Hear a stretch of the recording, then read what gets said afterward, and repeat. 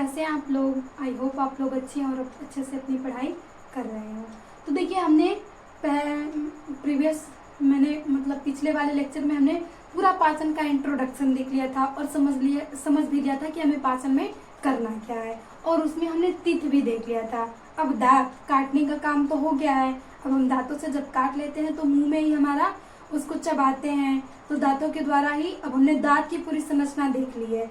अब हमारे मुंह में जीभ भी तो है, जीभ की ही सहायता से हम भोजन को चबाते हैं। तो आइए हम देखते हैं। अब पहले टीथ तो हमने पढ़ लिए, याद होगा आपको टीथ का फार्मूला, मिल्क टीथ, एडल्ट में जो टीथ होते हैं, फिर ह्यूमन के टीथ को क्या बोला जाता है, तो मोनो यहाँ से डाइफियोडोंट, थिकोडोंट एंड हेट्रोडोंट, एक द्विबार दंती, विषम दंती एंड गर्त दंती। तो ये था पूरा हमारा ह्यूमन का टीथ कैसा होता है। 4 प्रकार के होते हैं। जब भी पूछा जाए कि दांत कितने प्रकार के होते हैं, 4, इंसेजर, कैनाइन, प्रीमोलर, मोलर।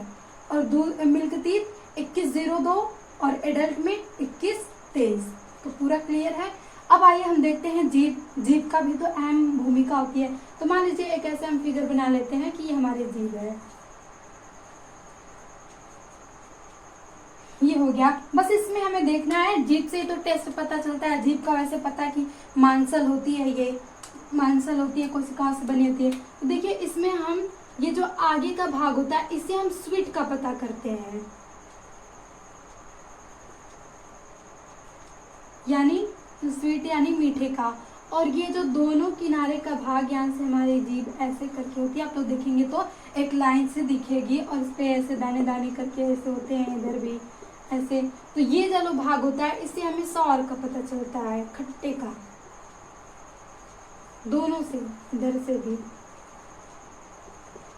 और ये जो बीच वाला इधर से भाग होता है, यहाँ से हमें सॉल्ट यानी नमक का पता चलता है। देखिए कभी कभी हम जब भोजन करते हैं तो आप लोग फील कर सकते हैं कि अगर भोजन में नमक नहीं है तो कुछ थोड़ा खाने के बाद हमें पता चलता है कि नमक नहीं है। तो जब वो बीच वाले भाग पे जाएगा तभी तो हमें टेस्ट का पता चलेगा। लेकिन मीठा हम ऐसे अपने मीठा जो भी तीखा है हम टिप द्वारा ही बता सकते हैं, और खट्टे का पता हमारे जीभ के दोनों साइड से पता चलता है। अक्सर आप लोग खाते होंगे तो खट्टा लगता है तो मतलब इधर का साइड आप मतलब लुकलाइज जो भी होता है करते हैं। तो ये था हमारी जीभ। जीभ का कार्य क्या होता है, पाचन में सहायता कर, चबाने में सहायता,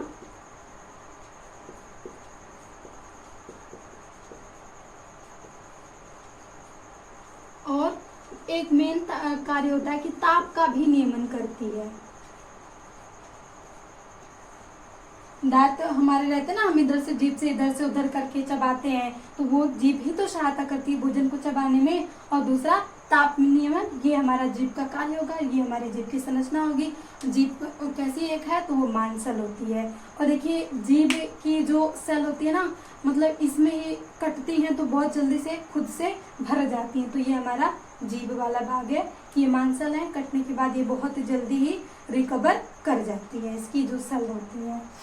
अब देखिए हमने जीभ देख लिया।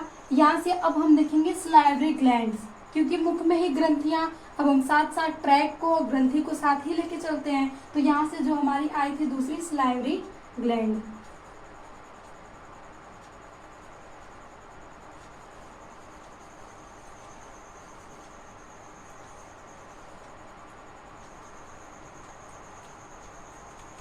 अब देखिए ये जो ग्रंथ, इसमें 3 हमने वहां पे देखा था, सब लिंगुअल,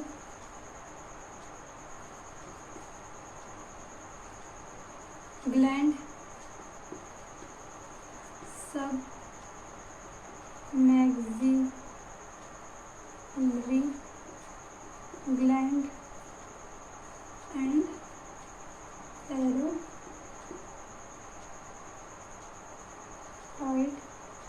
ग्लैंड।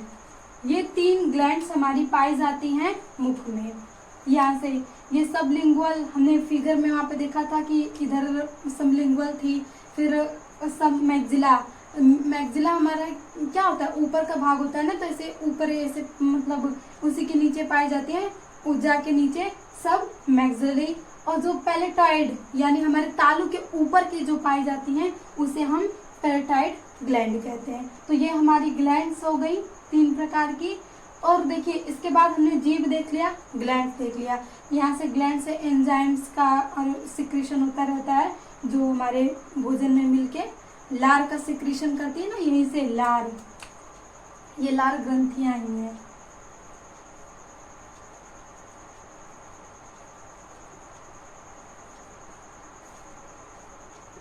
और ये ग्रंथि है तो यहाँ से देखिए एंजाइम्स का सिक्रीशन होता है और जो होता है टाइलिन, और टाइलिन भोजन को क्षारीय बनाता है।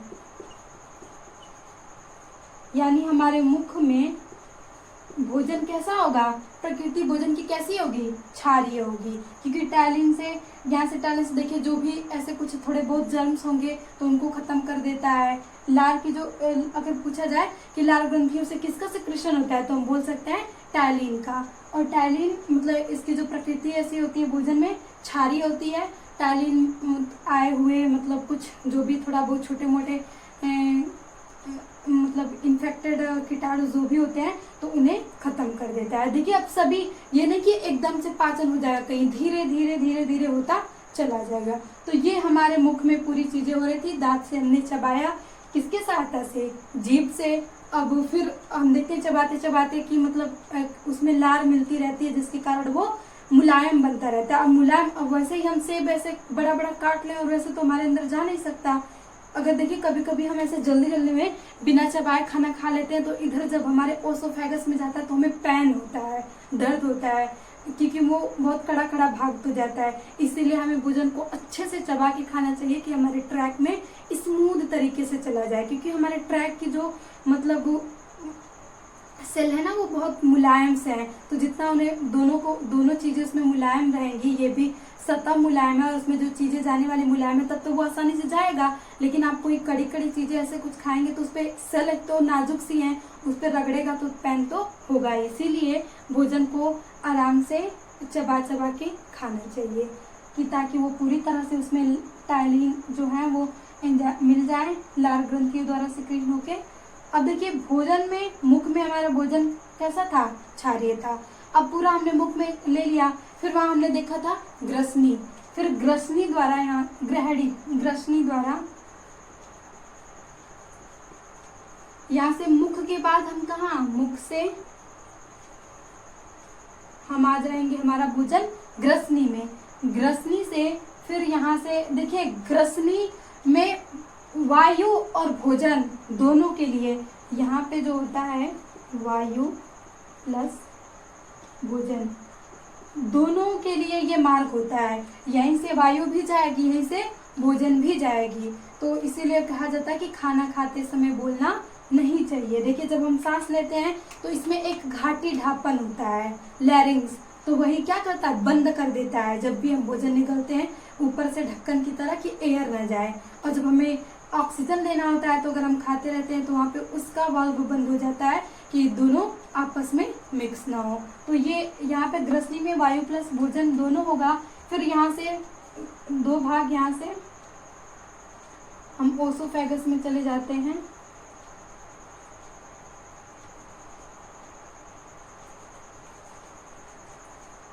और यहाँ से इसमें केवल क्या जाएगा, भोजन। और जो वायु है इसके लिए जो ट्रैक होता है वो होता है हमारा ट्रैकिया। वायु किस में जाएगी, ट्रैकिया में।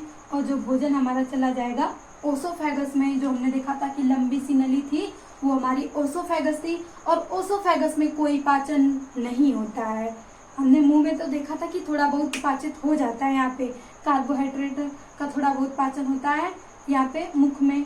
लेकिन हमारा जो ओसोफेगस होता है वहाँ पे कोई भी पाचन नहीं होता है। ओसोफेगस का कार्य क्या होता है, केवल भोजन को हमारे अमाशय तक पहुँचाना। अब अमाशय से पूरी विधि हमारी शुरू हो जाती है पाचन की। तो आइए हम देखते हैं, यहाँ से भोजन पहले मुख से किस में गया, ग्रसनी में, ग्रसनी से ओसोफेगस में, ओसोफेगस से यहाँ से फिर हमारे ये स्टमक को दे देगा।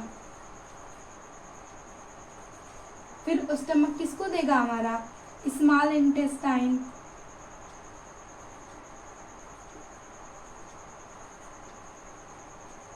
फिर ये स्मॉल इंटेस्टाइन, लार्ज इंटेस्टाइन को, फिर जो लार्ज इंटेस्टाइन होता है वो किसके दे देती है, एनस को। एनस से फिर जो यहाँ पे देखिए सबसे जो अवशोषण के बाद हमारा भोजन एनस में जाता है और वहां से वेस्ट मटेरियल आउट हो जाता है बाहर, और बाकी जो हमें ऊर्जा लेने का कार्य किसमें होगा, अवशोषण करने का, स्मॉल इंटेस्टाइन में। तो ये सारी चीजें अभी देखेंगे। अब हम देखते हैं कि जो हमारा ओसोफेगस होता है यहाँ से कैसे फिर भोजन जाने के बाद हमारे स्टमक में आता है और स्टमक में क्या क्या चीजें होती हैं। तो यहाँ से याद रख सकते हैं हम कि जो हमारे मुख में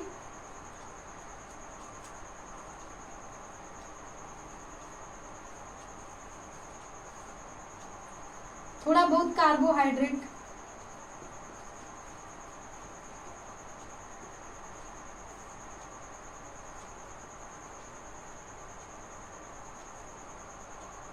बहुत ही कम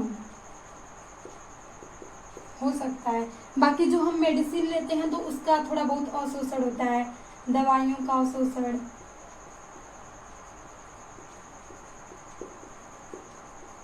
ये मुख में इतनी क्रिया हो सकती है। बाकी जो भी हम अब केवल कार्बोहाइड्रेट तो खाएंगे नहीं, प्रोटीन, कार्बोहाइड्रेट, फैट जो भी खाएंगे तो उसका जो पाचन हमारा शुरू होगा स्टमक से शुरू हो जाएगा। तो आइए हम देखते हैं, हम अपने स्टमक में देखते हैं कि पाचन कैसे होता है। हमने अब देख लिया कि ओसोफेगस हमारा ग्रसनी से भोजन लेके मतलब मुख ने दिया ग्रसनी को, ग्रसनी ने किसको दिया, ओसोफेगस को, और ओसोफेगस में कोई भी पाचन नहीं होता है, बस इसमें क्रमाकुंचन गति द्वारा ग्रसनी से भोजन हमारे स्टमक में लाया जाता है, यही इसका कार्य होता है। इसमें थोड़ा बहुत म्यूकस का सिक्रेशन होता है कि जो भोजन को आसानी से लेने मतलब हमारे स्टमक तो पहुंचा दे। तो यहाँ से म्यूकस का सिक्रेशन होता है, बाकी कोई पाचन नहीं होता है इसमें। अब देखिए जो हमारा ये स्टमक है, यहाँ से हम देखते हैं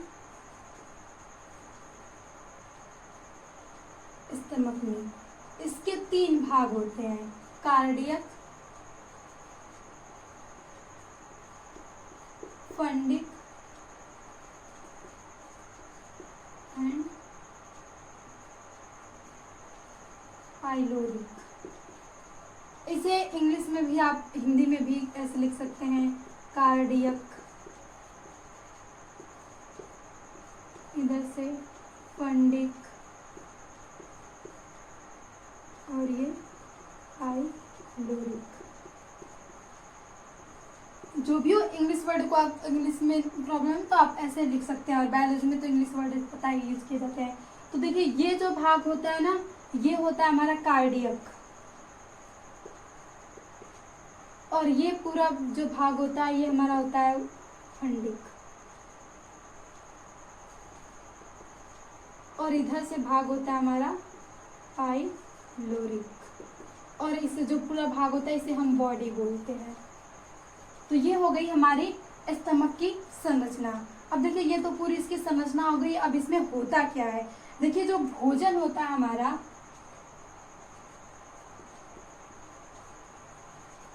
सबसे लंबे समय तक लगभग 3 से 4 हावर्स हमारे किस में रहता है, स्टमक में रहता है। सबसे अगर पूछा जाए कि सबसे लंबे समय तक भोजन कहाँ रहा, तो हमारे स्टमक में 3 से 4 घंटे तक हमारा जो भोजन है इसको स्टोर करके रखता है, और यहाँ पे जो भी क्रियाएं पाचन की होती रहती हैं। तो देखिए हमारा जो स्टमक का ये भाग हो गया। अब इसकी जो सेल बनती हैं यहाँ पे पाई जाती है जठर ग्रंथि,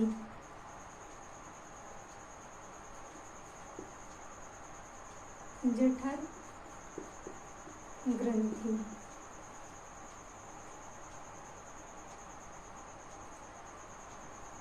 हमने अभी ग्रंथि पढ़ा था तो उसमें दिखा था, इसे हम गैस्ट्रिक ग्लैंड कहते हैं। और इस गैस्ट्रिक ग्लैंड में ये तो हमारा पूरा भाग हो गया। अब ये जो इसकी कोशिकाएं बनी हैं इन्हीं में से ना तो कुछ का सिक्रेशन होगा जिसके कारण हमारे भोजन का पाचन शुरू होगा। तो देखिए यहाँ पे जठर ग्रंथि में 2 प्रकार की सेल पाई जाती हैं, एक हमारा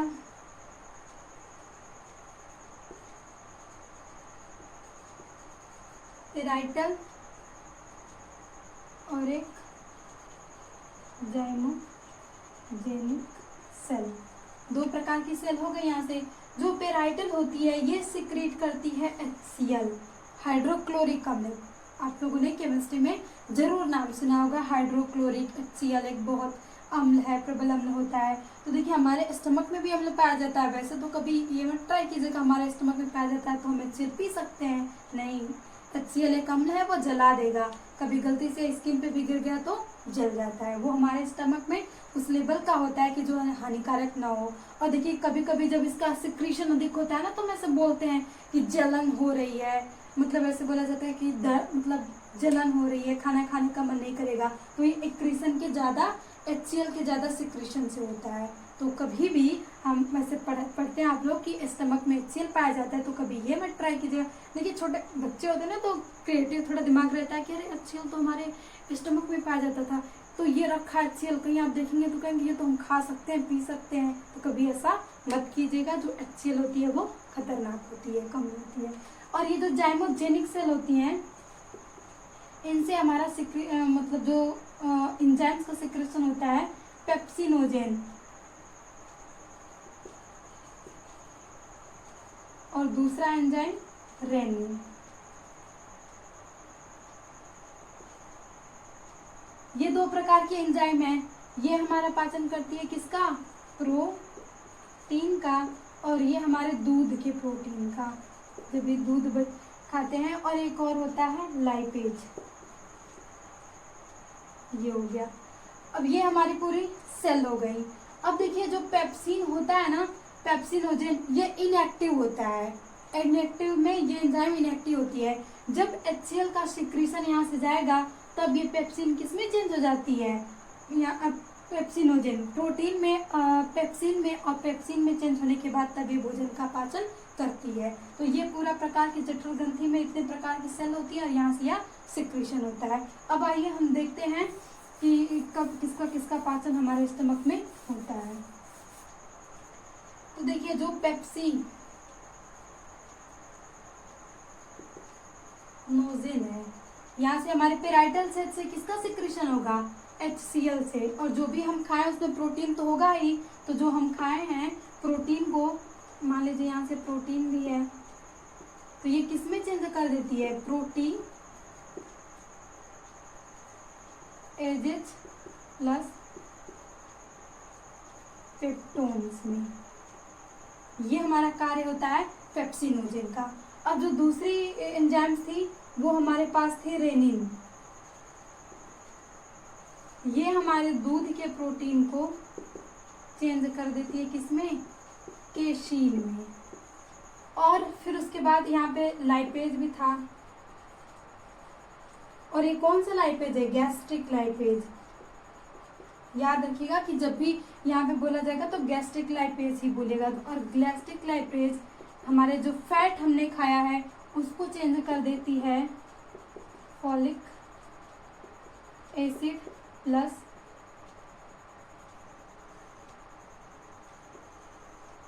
ग्लिसरॉल में। यहाँ से हमारे प्रोटीन और फैट का पाचन हुआ। आप देख रहे हैं कि हमारे स्टमक में कार्बोहाइड्रेट का पाचन नहीं हुआ। तो कभी पूछ दिया जाए कि हमारे स्टमक में किसका पाचन नहीं होता है, तो कार्बोहाइड्रेट का पाचन नहीं होता है। बाकी हम अगर मतलब बच्चे जो दूध पीते हैं तो रेनिन वर्क करता है और ये किसको पाचित कर देता है? दूध को केसिन में बदल देता है, केसिन प्रोटीन में। और ये जो हमारा गैस्ट्रिक लाइपेज है ये फैट को फैलिक एसिड प्लस ग्लिसरॉल में, और जो प्रोटीनोजेन था वो HCl को प्रोटियोजेस तथा पेप्टोन में। तो ये हमारे पाचन हुए अमाशय में। इतना पाचन होता है हमारे अमाशय में। अब इतना कुछ करने के बाद, और यहाँ पे जो हमारे स्टमक में जो मीडियम होगा, माध्यम, पहले तो क्षारीय था मुख में, ओसोफेगस में क्षारीय है, लेकिन यहाँ पे क्या हो जाएगा? एसिडिक। इतना याद रखिएगा आप लोग कि जो हमारे स्टमक में भोजन का माध्यम कभी पूछे तो एसिडिक होता है। और ये पूरा स्टमक के कितने भाग होते हैं? 3 भाग होते हैं, कार्डिक, फंडिक, पाइलोरिक। और कितने हावर्स तक भोजन रहता है? 3 से 4 हावर्स तक भोजन रहता है। 2 प्रकार गैस्ट्रिक जठर ग्रंथि पाई जाती है हमारे अमाशय में, और वहाँ से दो प्रकार की सेल होती है, parietal cell and zymogenic cell. Parietal cell HCl का सिक्रेशन करती है और HCl का कार्य एक तो पेप्सिनोजन को एक्टिव रखना और जो भी हमारे अंदर है जैसे कीटाणु या कोई कंकड़ पत्थर जो भी हार्ड चीजें आ जाती हैं उनको HCl क्या करता है, गला देता है। यहाँ से HCl हानिकारक